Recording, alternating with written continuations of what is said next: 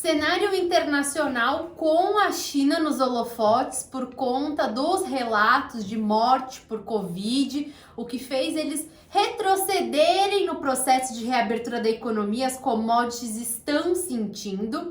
E na economia doméstica no Brasil, o destaque é a PEC de transição. Então a gente começa a semana com esses dois destaques, entendendo como que o mercado vai caminhar ao longo dos próximos dias. Pela cena do mercado internacional, então a gente tem essa preocupação com o crescimento global bem associado ao crescimento da China. A gente não tem novidades por lá, parece que eles não vão conseguir tão cedo acabar com a política de Covid zero, o que não é muito bom para o mercado internacional. A China é o principal demandante de commodities do mundo. Tem também o processo de elevação de taxa de juros nas principais economias, os discursos duros por parte dos diretores do Banco Central Europeu e também do Fed. Parece que no Fed a gente ainda não pode ter tanta certeza sobre o patamar terminal dos juros por lá. Vamos ter que aguardar mais dados de inflação para confirmar se realmente há um processo de desaceleração nos preços ao consumidor, o que deixa a gente com um pé um pouco atrás. Então a gente tem esse cenário internacional que não está tão fácil, atrelado ao cenário doméstico com a incerteza fiscal. Toda vez que as contas públicas vêm ao holofote dos investidores, isso acaba azedando o clima por aqui. E o sinal disso é a curva de juros, que deixou de precificar corte de juros na passagem do primeiro para o segundo semestre de 2023. A curva de juros precifica uma Selic em 14,25 nos vértices mais curtos e um corte da Selic ficou lá para 2024. Enquanto não houver clareza sobre o desenho da PEC de transição, o mercado vai sentir o peso dessa discussão. A bolsa cai por conta da taxa de desconto mais elevado e o câmbio não consegue se recuperar. O real perde força em relação ao dólar. Então eu vou passar essa bomba para o colo do meu colega Rodrigo Moliterno para ele trazer aí um pouco a perspectiva em relação ao cenário acionário. Não tá nada fácil, né? Se no final da semana passada a gente chegou a flertar um pouco com uma certa calmaria, tanto no âmbito internacional quanto no local, a gente já abre a semana na turbulência de novo, né?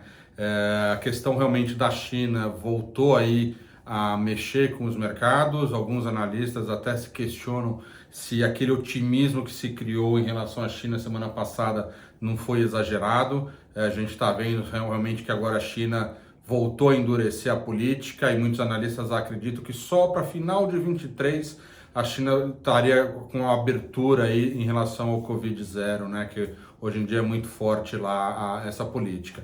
Os Estados Unidos também vêm nessa toada aí dos juros, horas dados mostram que poderia começar a ter um certo alívio no aperto, mas os Fed Boys, né, como a gente chama, os presidentes dos Federal Reserves locais, continuam mantendo um discurso aí mais duro. Então o mercado sim está nesse compasso aí, nessa incerteza, nesse nervosismo, tanto lá fora e aqui dentro, hora a gente vai para uma PEC mais alta, hora mais baixa. Então realmente esse não é um cenário ideal para o mercado acionário, né? É o pior cenário, poderia dizer, onde a gente tem muitas incertezas. Então o que a gente vê sim, é o mercado ele está negociando em cima das notícias que se saem ao longo do dia, ao longo das semanas. Muita oscilação. Muita oscilação. Então é aí que assim, o investidor tem que tomar muito cuidado. Obviamente, um ponto que a gente sempre bate é que sempre o fundamento de empresas boas vai prevalecer o curto prazo, o macro do momento, esse noticiário. Então é tomar cuidado. Então o mercado ele vem sentindo todas essas movimentações. A questão aí dos juros permanecer mais elevado, a gente já viu algumas casas. O próprio Morgan Stanley soltou hoje de manhã uma nota rebaixando o peso da Bolsa Brasileira, que estava em overweight, né, acima da média, para a média. E um dos pontos principais, como você mesmo colocou, Cá, é a questão dos juros permanecer nesse patamar e possivelmente até sofrer alguma elevação por mais tempo. Então a concorrência entre a renda variável e a renda fixa acaba pesando mais. Então em cima disso daí, o Morgan Stanley, que é uma casa internacional muito respeitada, rebaixou o Brasil nesse sentido. Então, sim, a gente está num momento de transição, onde o noticiário está muito volátil e a gente tem que tomar cuidado na hora de fazer as nossas posições dentro da bolsa, trabalhar sempre com proteções, com stops e acompanhando o noticiário, que é isso que vai ditar daqui, sim, até o final do ano o andar da bolsa.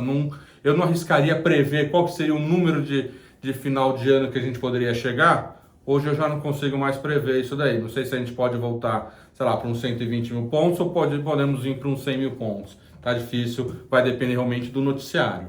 É evitar decisão precipitada. A gente não tem muita visibilidade em relação ao noticiário político aqui no Brasil, porque a gente não consegue prever o comportamento humano, então é acompanhar os desdobramentos da PEC e, eventualmente, o melhor cenário possível seria o Congresso Nacional corrigir as extravagâncias do texto da PEC de transição. Isso poderia reduzir o prêmio na curva de juros, um fechamento na curva de juros e, eventualmente, um final de ano um pouco melhor para o mercado acionário. Então, acompanhe aqui com a Veda os desdobramentos ao longo das próximas semanas. Boa semana.